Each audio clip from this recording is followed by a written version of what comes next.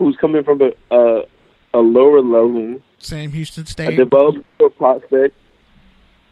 And let me back up. Sorry, I'm on a tangent. I'm all over the place. Man, go find Julius while you're on this tangent and have him.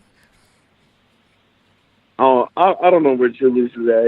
He's out here networking, but let me just say this: Cole Miller got his ass kicked. Maybe he didn't give up a lot of sacks, but he got his ass kicked.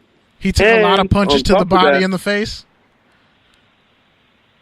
On top of that, Khalil Mack, one of the top guards in the NFL. Kenichi, yeah. And listen.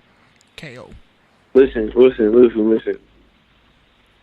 If you're grading offensive line, like, you go into it with a sort of, like, not necessarily stereotype, but you go into it with a perceived notion. Like, okay, this player is good, this player is bad, like, this is what you expect. Khalil Mack is one of the best guards in the whole entire NFL. He got his ass kicked.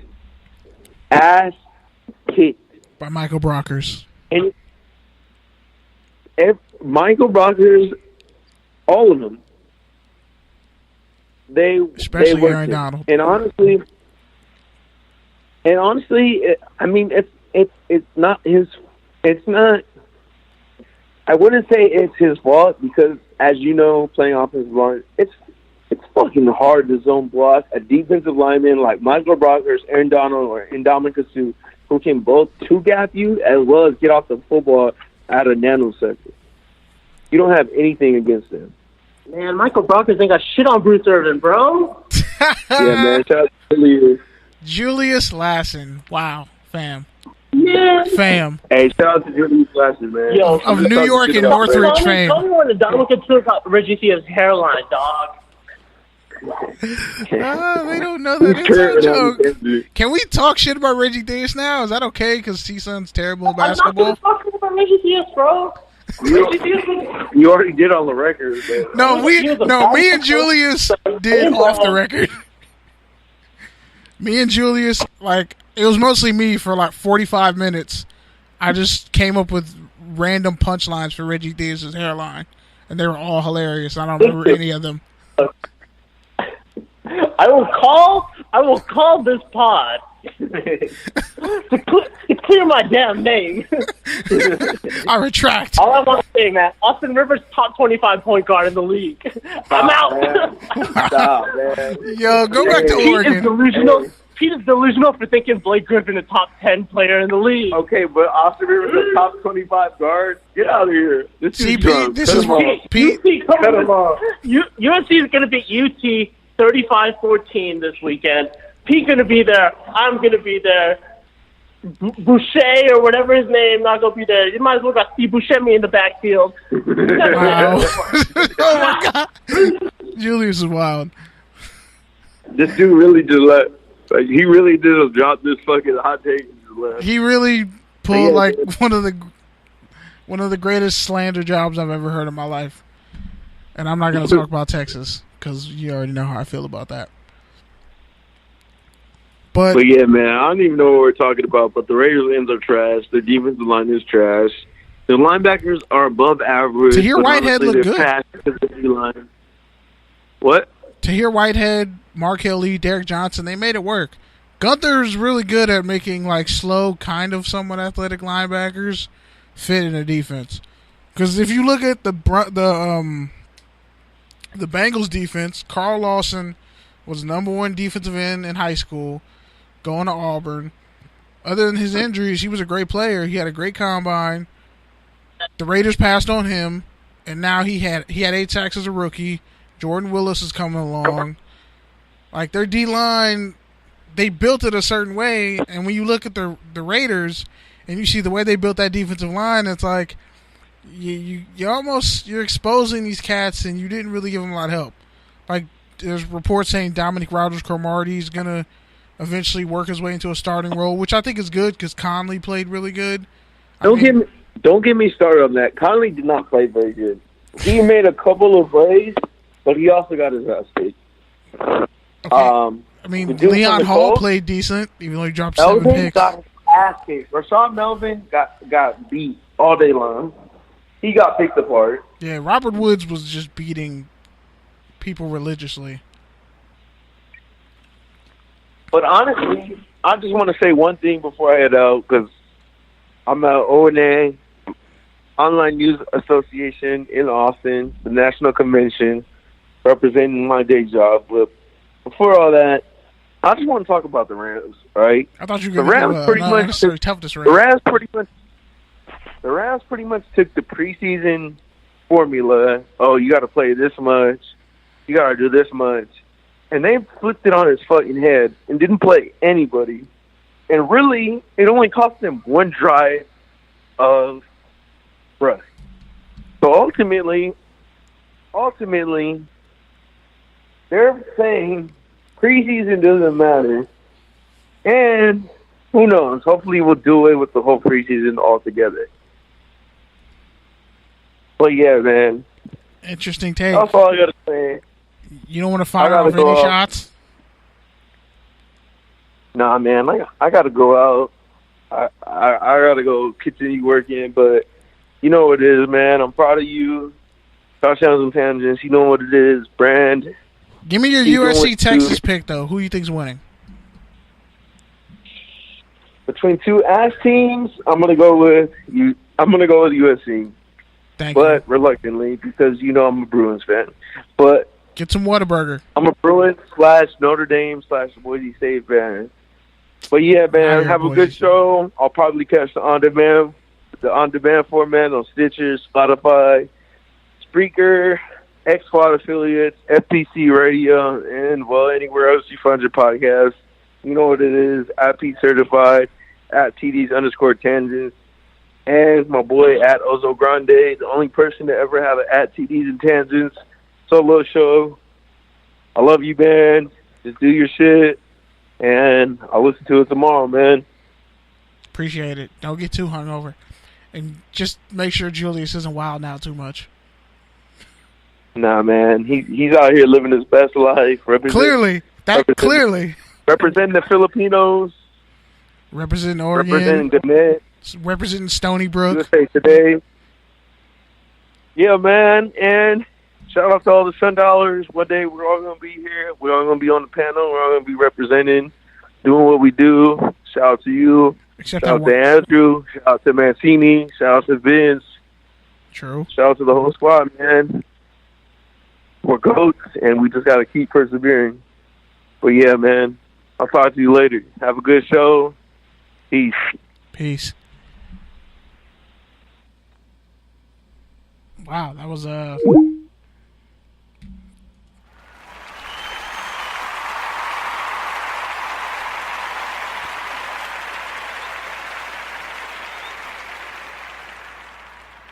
just want to say that was actually one of the dopest phone calls, because, man, like, one day we'll tell this story probably on the 100th episode, because we literally are going to have to actually sit down and be forced to talk about how this show came about, this podcast, broadcast experience.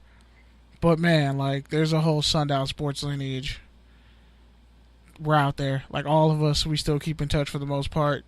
And we all doing big shit, like, in our own way. But enough shitting down the Raiders' throats. Man. And, like, we love to shit on the Raiders on this podcast now. It's kind of sad. It's kind of like if you've seen Doctor Strange, that one black dude who was like, Doctor Strange is ace the whole movie, and then, like, shit went south. They disagreed after the, what's-his-face, the bald-headed chick died. And then, like, they just became mortal enemies. That's how we kind of feel about the Raiders, but it's a love-hate relationship. But anyway, next is the Le'Veon Bell saga. Like, shout out to the Cleveland Browns for breaking their 17-game losing streak.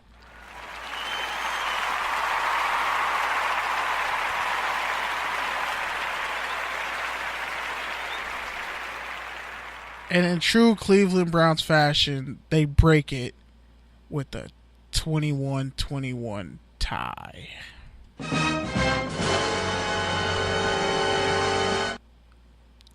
God must be like, you know what? The Cleveland Browns are the engine that could. but they just don't for some reason. Their defense is for real. Denzel Ward was looking like kind of maybe a bust, but then he gets 2 interceptions in his first game. But it's against Big Ben, so some people may be like, Big Ben throws a lot of interceptions. You're right. He does.